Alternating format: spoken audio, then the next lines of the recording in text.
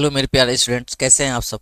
उम्मीद करते हैं स्वस्थ होंगे, मस्त होंगे और अपनी पढ़ाई जोरदार तरीके से कर रहे होंगे, क्योंकि ये नाजुक उस समय है जिसमें जिसको पढ़ने का ना मन करे वो भी तो पढ़ता है। तो वो तो आप पढ़ने वाले हैं, तो कितना पढ़ रहे होंगे ये आप ही जान रहे हैं भैया। क्योंकि इसमें पल पल की जो जैसे होता है ना पल पल की खबर, वैसे पल पल के बारे में आप अपने आप को अपडेट कर रहे होंगे कि अभी कितना पढ़ना है, इतना पढ़ना है, उतना पढ़ना है। तो इसी के साथ मैं आज जो सेट पहला वाला 2025 की बात कर रहे थे, उसमें जो बचा खुचा है 3 नंबर वाला 5 नंबर बचा वाला है, उसको आज हम लोग निपटारा करने वाले हैं, वो भी बहुत शानदार तरीके से। बस धैर्य बनाए रखिए, धैर्य बनाए रखिए। आपने कहा कि 25 का चाहिए, तो भाई 25 का चल रहा है, 24 का भी बहुत लोग बोले हैं, तो 24 का भी चलेगा, घबराने की बात नहीं है। पहले इसको कर लें, फिर जैसी आपकी डिमांड होगी तो कहेंगे 2 दिन लगातार चल जाएगा लाइव, चिंता करने की बात नहीं है। 4 4 घंटे का लाइव में ख़त्म कर देंगे, लेकिन आप चाहेंगे तब।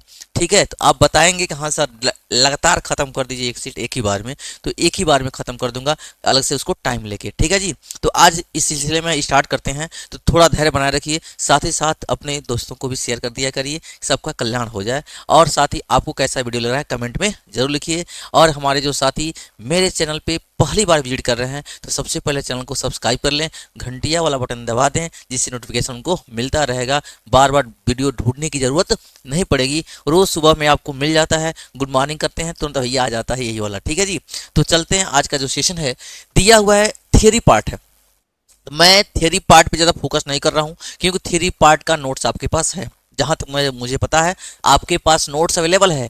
न्यूमेरिकल और पार्ट समझाने का तरीका है वो मैं समझा दे रहा हूँ। ठीक है जी, बाकी आप नोट्स तो बनाए होंगे या क्वेश्चन बैंक रखे होंगे, वहाँ से पढ़ सकते हैं, लेकिन मैं लिख भी दिया हूँ, चिंता करने की बात नहीं है, घबराने की बात नहीं है। तो आइए, दिया है अनुचुंबकीय, लौह चुंबकीय और कौन दिया जी, प्रतिचुंबकीय। 3 प्रकार के जो पदार्थ हैं उनमें विभेद करना है। नाम से ही है अनुचुंबकीय, मतलब जो थोड़ा पास आ जाए, जो अनुसरण करे। प्रतिचुंबकीय मतलब जो दूर भाग जाए। और लौह चुंबकीय मतलब जो एकदम लाने पर, जैसे कहने में 2 तरीके के होते हैं। जैसे 3 तरह के पढ़ने वाले, एक पढ़ाई से भागते हैं, बस मन करता है पढ़ने का, भागते हैं। एक होता है थोड़ा सा पढ़ते हैं, पढ़ाई की तरफ जाते हैं फिर भाग जाते हैं। एक पढ़ाई में लग्न हो चुके हैं, उसमें एकदम कहने मतलब एकदम लिपट गए हैं पढ़ाई में। तो कहने यही 3 प्रकार का है। तो अनुचुंबकीय मतलब आप लोगों के जैसे कि पढ़ रहे हो फिर भाग रहे हो, लेकिन प्रतिचुंबकीय मतलब देख के ही भाग जा रहे हैं। और एक और लौह चुंबकीय मतलब वो तो भाई बेसब्री से इंतजार कर रहे हैं कि कोई मिल जाए, लगातार पढ़ें भैया, कहीं से कुछ मिल जाए। तो भैया उनके लिए ये वीडियो है, लौह चुंबकीय वालों के लिए जो बेसब्री से इंतजार कर रहे हैं। बाकी यही प्रतिचुंबकीय वाले तो देख के ही भाग रहे हैं, और अनुचुंबकीय वाले क्या होते हैं, थोड़ा सा आकर्षित हो जाते हैं। इन्हीं तीनों को समझना है। मतलब ये तीनों के तीनों चुंबक के गुण है, चुंबकीय व्यवहार है। तो चुंबकीय व्यवहार को समझना है तो ध्यान से सुनना। इंग्लिश में क्या बोलते हैं, अनुचुंबकीय। मतलब अनुचुंबकीय का मतलब ये होता है जो ऐसे पदार्थ जो चुंबकीय क्षेत्र में रखे जाने पर चुंबक के दिशा में हल्की सी क्या होते हैं, आकर्षित हो जाते हैं, अट्रैक्ट कर लेता है। इसमें बोलेंगे भैया पैरामैग्नेटिक। डिफरेंस बिटवीन पैरामैग्नेटिक दिया हुआ है, जो ये पैरामैग्नेटिक यानी अनुचुंबकीय ये दिया हुआ है, ये हल्की सी क्या होता है जी, हल्की सी आकर्षित, हल्की सी आकर्षित हो जाता है। और भाई प्रतिचुंबकीय, प्रतिचुंबकीय जो डायामैग्नेटिक बोलते हैं, ये हल्की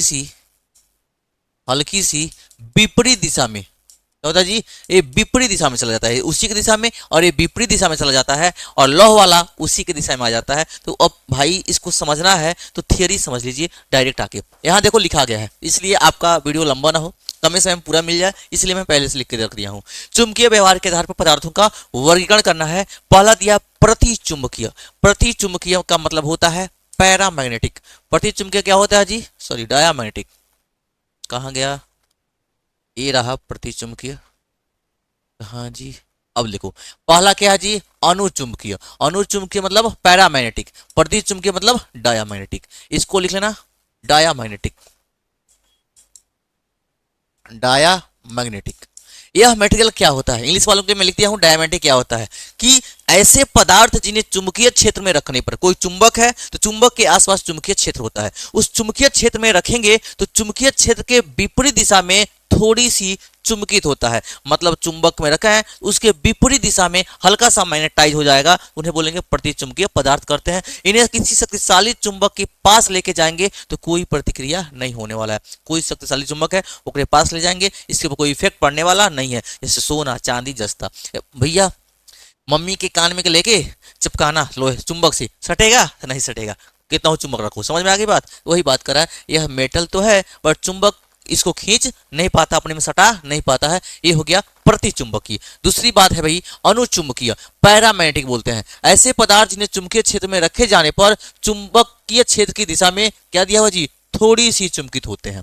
क्या दिया जी, थोड़ी सी चुंबकित हो जाते हैं, किसी शक्तिशाली चुंबक के करीब ले जाने पर उसके सिरों की ओर आकर्षित हो जाते हैं, ऐसे पदार्थों को अनुचुंबकीय पदार्थ कहते हैं। मतलब इनमें थोड़ी थोड़ी गुण पाई जाती है। एल्यूमिनियम है, मैग्नीज है, सोडियम है। सोडियम आपको पता है पानी में आग लगाता है भैया, ये भी एक मेटल है। सोडियम एक ऐसा धातु है, ऐसा मेटल है जिसे चाकू से काटा जा सकता है, ये भी याद रखिएगा भैया। और ये वाटर में नहीं रखा जाता है, पानी में नहीं रखा जाता है, पानी में रखेंगे तो आग लग जाता है, विस्फोट हो जाता है। इसको रखा जाता है केरोसिन ऑयल में, मिट्टी के तेल में। अगला दिया मेरे भाई लौह चुंबकीय पदार्थ, ऐसे पदार्थ जिन्हें चुंबकीय क्षेत्र में रखे जाने पर प्रबल रूप से चुंबकित हो जाते हैं।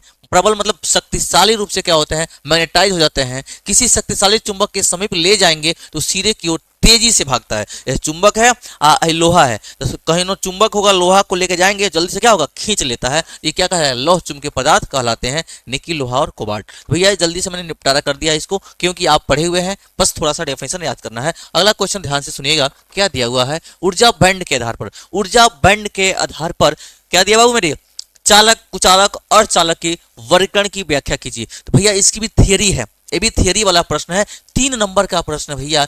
अगर कंसेप्ट क्लियर रहेगा, कंसेप्ट क्लियर रहेगा तो आसानी से हो जाएगा, रट्टा मारेंगे तो भुला जाएंगे। मैं इतना ही में तीनों को कंसेप्ट क्लियर करता हूं, ध्यान सुनिएगा, इतना ही में तीनों का कंसेप्ट मैं क्लियर करने वाला हूं।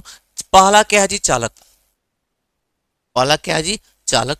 दूसरा क्या है जी, कुचालक, कुचालक। और तीसरा क्या है, अर्धचालक। तीसरा क्या है जी, अर्धचालक। इसको बोलते हैं सेमीकंडक्टर, इसको बोलते हैं क्या बाबू, इसका है इंसुलेटर, ये है कंडक्टर। ये क्या है जी, कंडक्टर है, कंडक्टर है। और ये क्या है, इंसुलेटर है। और ये है सेमी कंडक्टर, सेमी कंडक्टर। बोल दे रहा हूं इंग्लिश मीडियम वालों, ध्यान सुन लेना, ये इंग्लिश में लिख दिया गया है। अब ध्यान से सुनो, ऊर्जा बैंड होता क्या है। ऊर्जा बैंड की स्ट्रक्चर, 2 चीज बैंड है, एक संयोजी बैंड और एक चालन बैंड। 2 बैंड इसमें होता है, एक संयोजी बैंड और एक होता है चालन बैंड। तो निचवा है हमारा, मान लेते हैं संयोजी बैंड, और ऊपरा क्या है जी, सॉरी सॉरी सॉरी सॉरी चालक है, मान लेते हैं ए हो गया और ए हो गया। ध्यान से देखिएगा, ये देख लो, ये है हमारा संयोजी बैंड, इंग्लिश में लिखेंगे घबराएंगे नहीं, संयोजी बैंड। इसको बोलते हैं वैलेंस बैंड, वीबी लिखेंगे जी, वैलेंस बैंड। और ये होता है चालन बैंड, ये होता है चालन बैंड, यानी कि कंडक्शन बैंड। क्या बोलते हैं जी, सीबी, वीबी और सीबी। तो ध्यान से सुनना, चालक में होगा क्या, चालक में होगा क्या कि 2 चीज है। मान लेते हैं ई है कौन सा, कंडक्शन बैंड, और है क्या है, बैलेंस बैंड।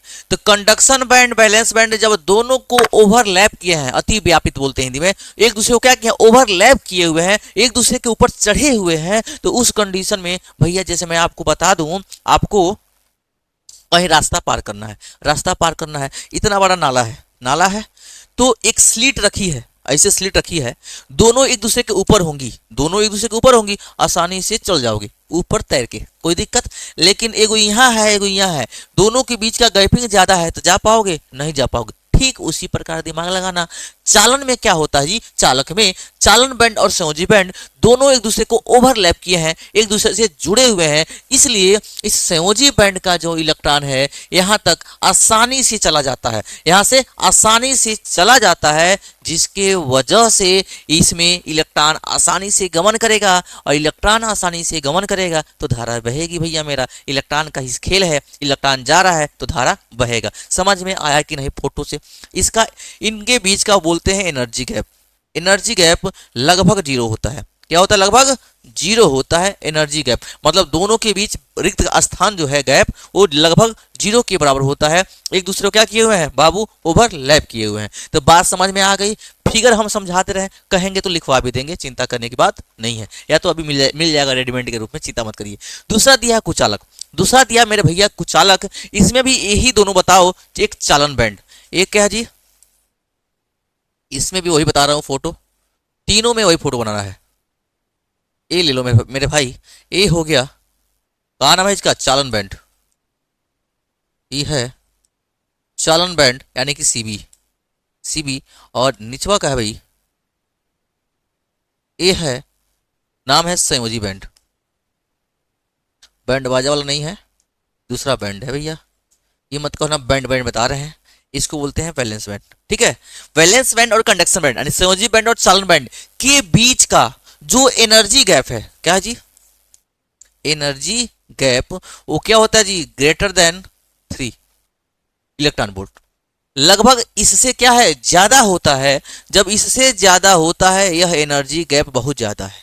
जब ये वाला एनर्जी गैप बहुत ज्यादा है तो यहाँ वाला इलेक्ट्रॉन कूद के यहाँ जा पाएगा कि नहीं? जाएगा कि नहीं भाई? तो नहीं जा पाएगा। सीधे से कहोगे सर जी है दोनों प्लेट बार दूर दूर है, टपेंगे तो नीचे में गिर जाएंगे, वहां तक जा नहीं पाएंगे। कोशिश तो कर रहे हैं, यहीं से लौट के आ जा रहे हैं। तो भैया यही है, यहाँ से यहाँ तक इलेक्ट्रॉन नहीं जा पाएगा, और जब इलेक्ट्रॉन नहीं जा पाएगा तो भली भांति जानते हो करंट नहीं फ्लो करेगा, और जब करंट फ्लो नहीं करेगा तो कहेंगे क्या है? कुचालक है, इंसुलेटर है। ये बात समझ में आई कि नहीं आई?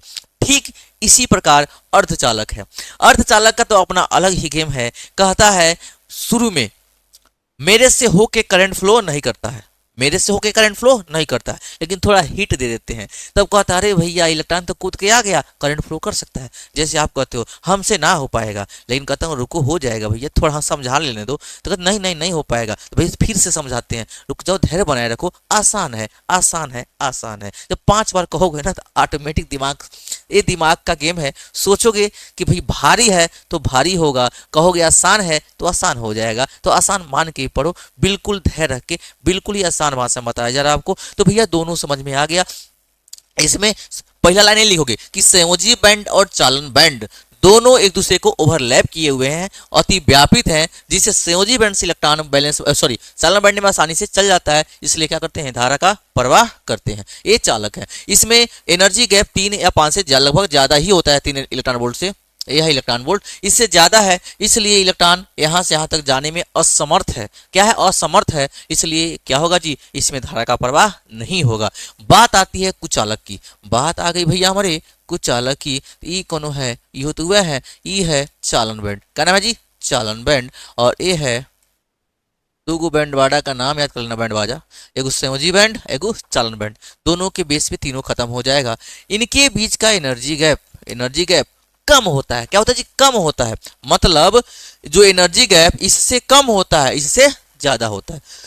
मतलब इसका एनर्जी गैप क्या क्या बोलेंगे? लिखना होगा तब लिखोगे कि अर्धचालक में, नाम लिखते पहले, यह है संयोजी बैंड। क्या जी? संयोजी बैंड और कंडक्शन बैंड दोनों के बीच का जो एनर्जी गैप है, क्या लिखोगे जी? कि अर्धचालक में संयोजी बैंड और चालन बैंड के बीच का एनर्जी गैप, ऊर्जा जो है बहुत कम होता है। क्या होता है? बहुत कम होता है। किसके? मतलब ये पास होते हैं किसके रिस्पेक्ट में?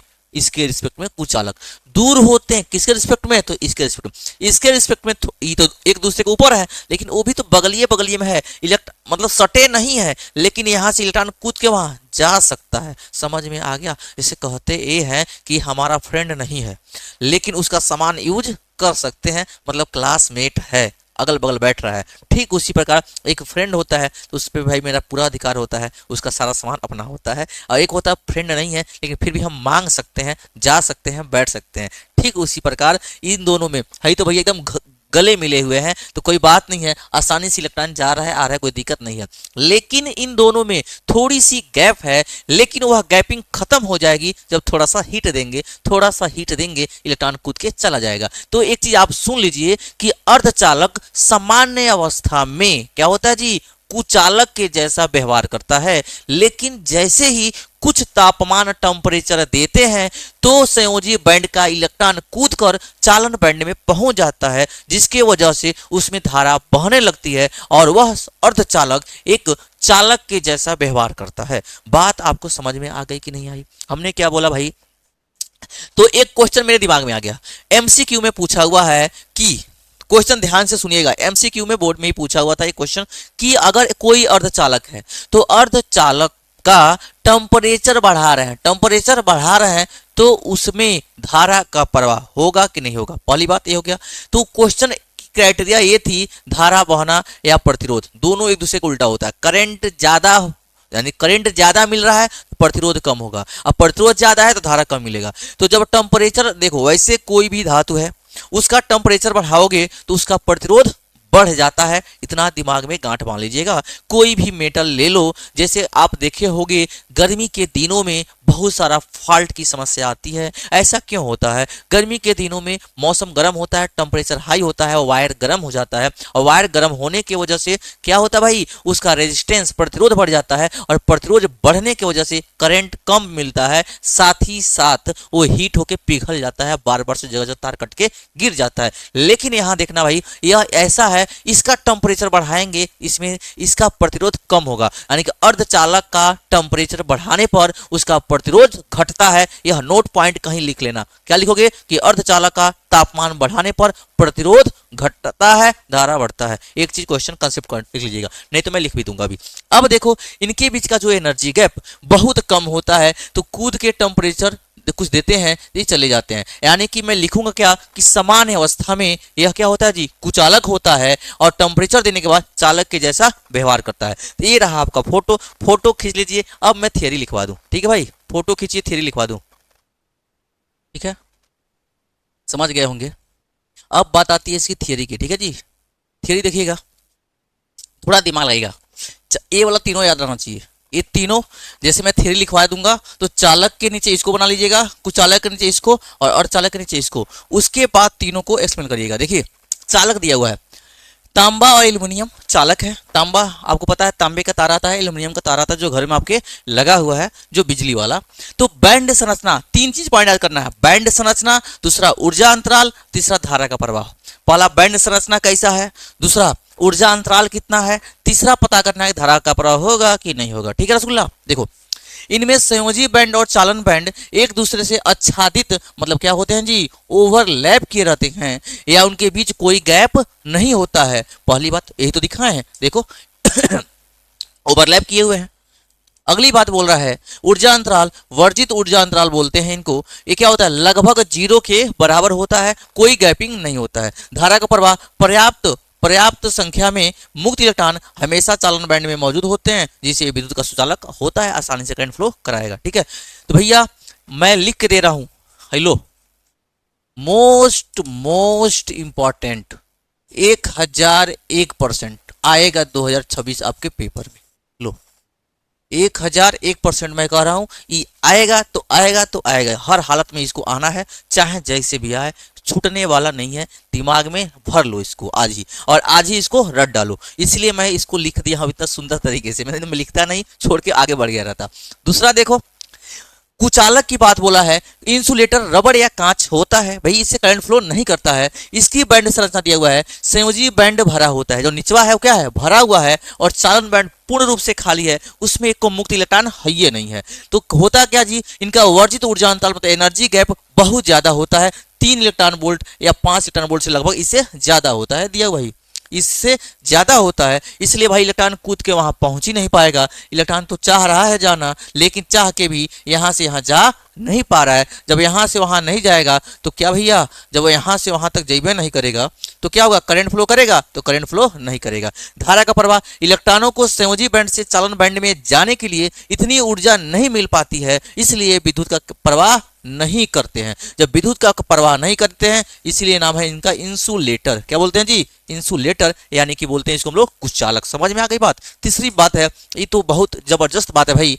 अर्धचालक वाला। बैंड संरचना इनमें चालन बैंड और संयोजी बैंड के बीच का ऊर्जा अंतराल कुचालकों की तुलना से क्या होता है? कम होता है। कुचालक में ज्यादा दूरी है, इसमें दूरी तो है लेकिन कम है। कि इतना कम है भैया कि इलेक्ट्रॉन कूद के संयोजी बैंड से क्या बोलते हैं, निचवा बैलेंस बैंड संयोजी बैंड से चालन बैंड में कूद के चला जाता है। जब इलेक्ट्रॉन भाई साहब चल जाएंगे तो करंट क्या करेगा? फ्लो करेगा। वर्जित ऊर्जा अंतराल क्या है? छोटा है, लगभग 0.2 इलेक्ट्रॉन वोल्ट से 3 इलेक्ट्रॉन वोल्ट के बीच में होता है, जिससे इलेक्ट्रॉन आसानी से कूद के चालन बैंड में पहुंच जाता है। ठीक है जी।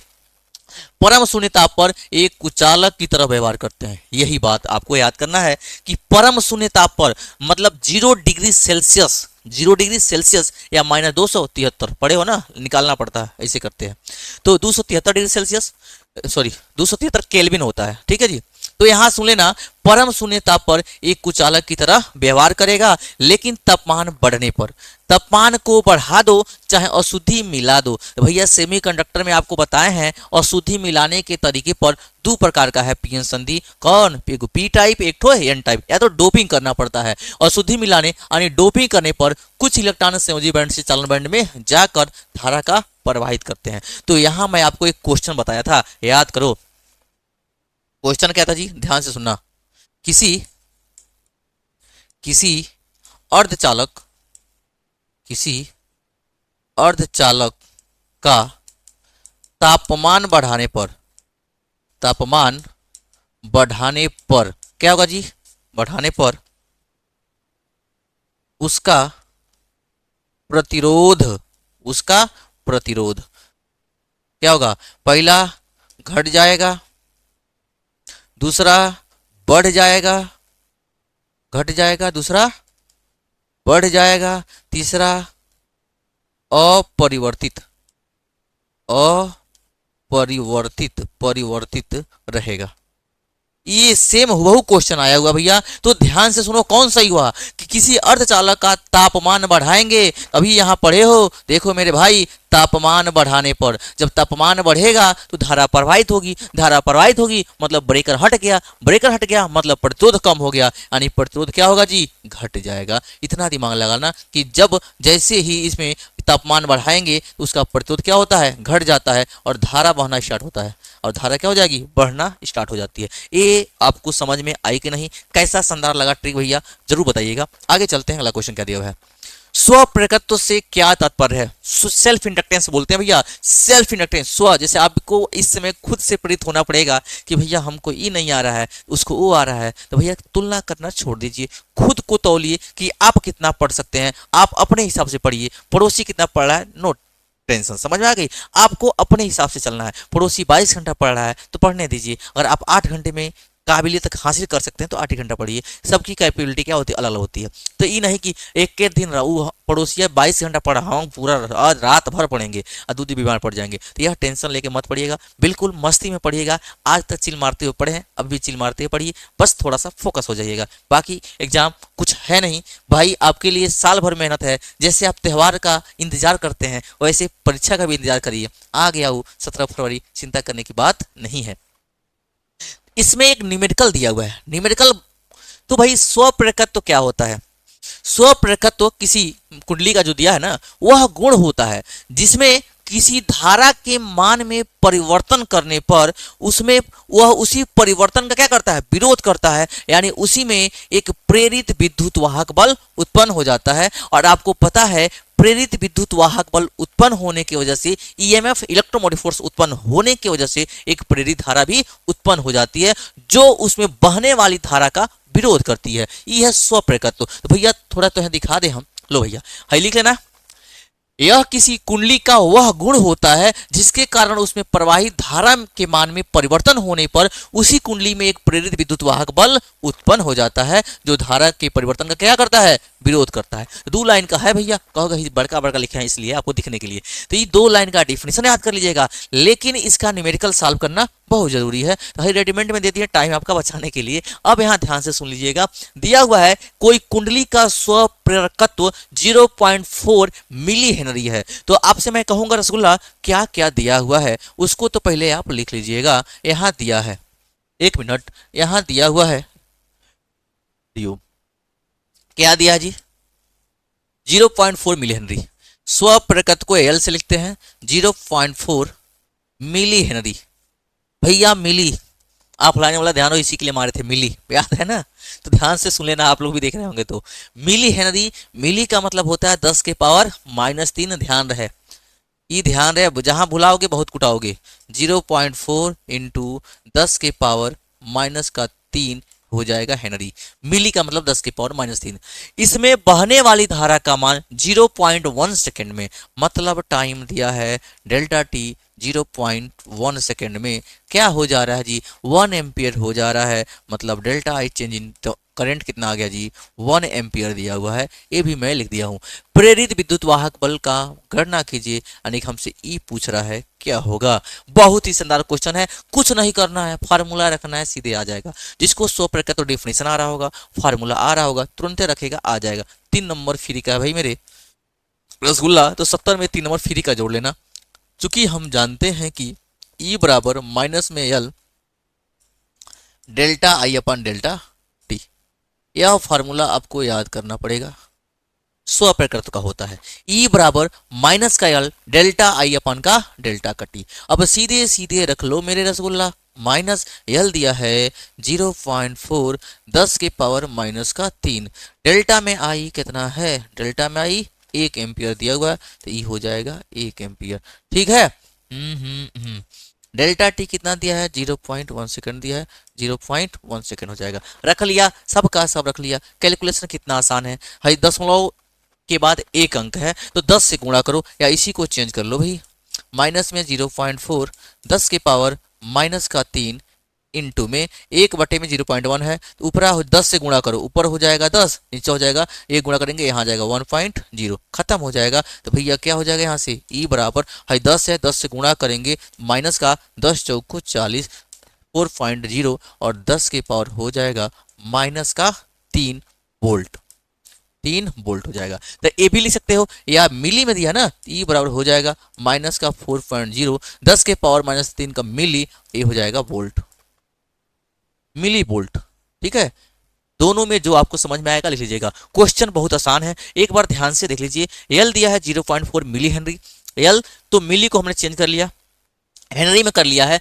डेल्टा टी दिया है 0.1 सेकेंड, करंट दिया है 1 एम्पियर, ई हमसे पूछ रहा है। ई बराबर माइनस का एल डेल्टा आई अपन डेल्टा का टी, ई बराबर -0.4 रख लो।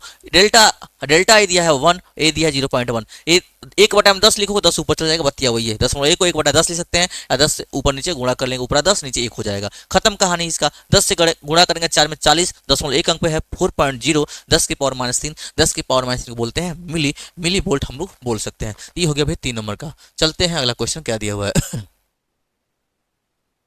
अगला क्वेश्चन क्या दिया हुआ है, भैया इहो 3 नंबर का है क्या? अच्छा हाँ, 3 में 2 सेक्शन दिया, 5वां और 6वां। ठीक है, चौथा 5 हो गया। 5वां का ट्रांसफार्मर का सिद्धांत क्या है? तो भैया ट्रांसफार्मर तो इतना बार पूछता है, आपको पता होगा, ट्रांसफार्मर पहले भी बताया गया हुआ है, तो ध्यान से देख लीजिएगा क्या दिया हुआ है। ठीक है जी, अब यहाँ ध्यान से सुन लीजिए, ट्रांसफार्मर का सिद्धांत में पढ़ना है कि ट्रांसफार्मर का सिद्धांत क्या होता है, तो ध्यान से सुन लीजिए। ट्रांसफार्मर अन्योन्य प्रेरण के सिद्धांत पर कार्य करता है। क्या लिखोगे जी? ट्रांसफार्मर अन्योन्य प्रेरण के सिद्धांत पर कार्य करता है। पहला यही है कि ट्रांसफार्मर क्या करता है, तो अन्योन्य प्रेरण के सिद्धांत पर कार्य करता है। ये बात जैसे ही खत्म होती है तुरंत हम लोग बनाते हैं। बोला है ट्रांसफार्मर का सिद्धांत क्या है, तो ट्रांसफार्मर अन्योन्य प्रेरण के सिद्धांत पर कार्य करती है। ऊंचाई ट्रांसफार्मर का परिपथ चित्र बनाकर क्या करना है जी, उसकी कार्यविधि लिखना है, परिपथ चित्र बनाना है। तो भाई ट्रांसफार्मर के लिए कौन ज्यादा दिमाग तो लगाना नहीं है भाई, ऐसे बना लीजिएगा, चित्र बना दो। सबसे पहले लिखवा दें, लो, ट्रांसफार्मर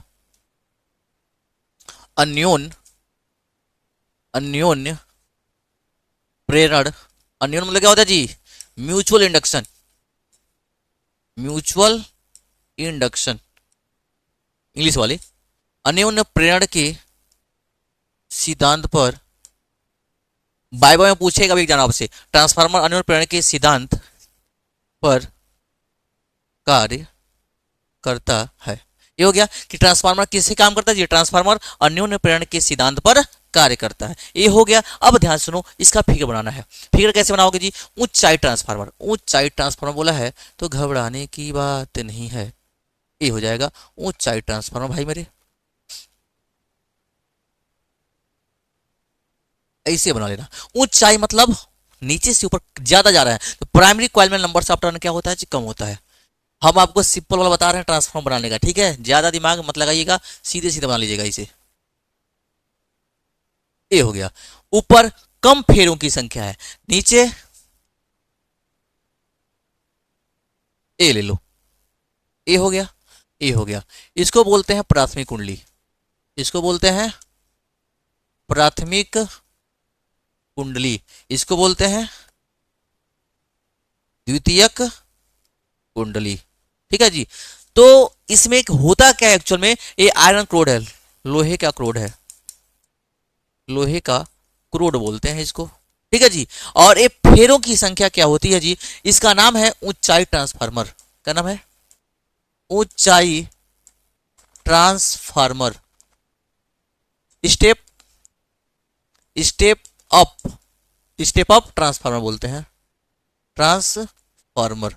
स्टेप अप ट्रांसफर करता है क्या जी, यह कम वोल्टेज को, कम वोल्टेज को क्या करता है, अधिक करता है, अधिक अधिक करता है, अधिक करता है।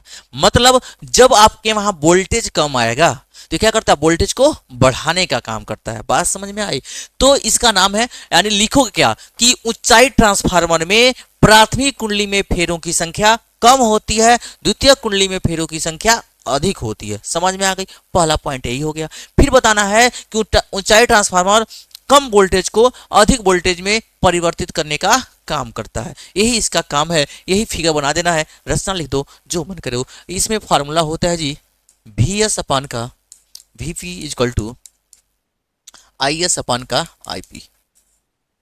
ए फार्मूला है ट्रांसफार्मर, इसमें V S upon V P I S upon में क्या होता है, sorry sorry sorry sorry sorry, यही तो लिखे हैं, ठीक है। वी एस अपान में एस पी, हाँ याद कैसे रखोगे, एस पी, एस पी साहब को याद कर लेना, सुप्रिटेंडेंट ऑफ पुलिस, ऊपर एस नीचे P, we S upon V P I S upon में आईपी। समझ में आ गया, ये फार्मूला याद कर लीजिएगा, फिगर बना लीजिएगा, करता क्या है वो लिख लीजिएगा, 3 नंबर का काम हो जाएगा। उम्मीद करते हैं आपको समझ में आ गया। इतना ही आज के लिए काफ़ी है। अब कल हम इसको पूर्ण करने का काम करेंगे, क्योंकि समय का अभाव है, क्लास का टाइम हो गया है, इसलिए आपसे क्षमा मांगते हैं भाई चलते हैं अब आगे। इसका जो भी बचा कुचा है कल निपटारा कर दिया जाएगा। लॉन्ग क्वेश्चन 5 नंबर वाले सारे क्वेश्चन कल मैं करा दूंगा, टाइम जितना भी लगे, जितना होगा मैं कोशिश करूंगा पहले न्यूमेरिकल करा दूं, क्योंकि न्यूमेरिकल में ही आपको ज्यादा दिक्कत है, जैसा कि मैं मानता हूं, ठीक है मेरे दोस्त। तो सबसे पहले न्यूमेरिकल का निपटारा कर दिया जाएगा, उसके बाद थियरी भी करा दूंगा। बाकी आपको क्या क्या नहीं आ रहा है वो कमेंट में जरूर लिखिएगा, और कैसा रहा आज का ये सेशन जरूर कमेंट बॉक्स में बताइएगा। ओके, धन्यवाद, मिलते हैं कल।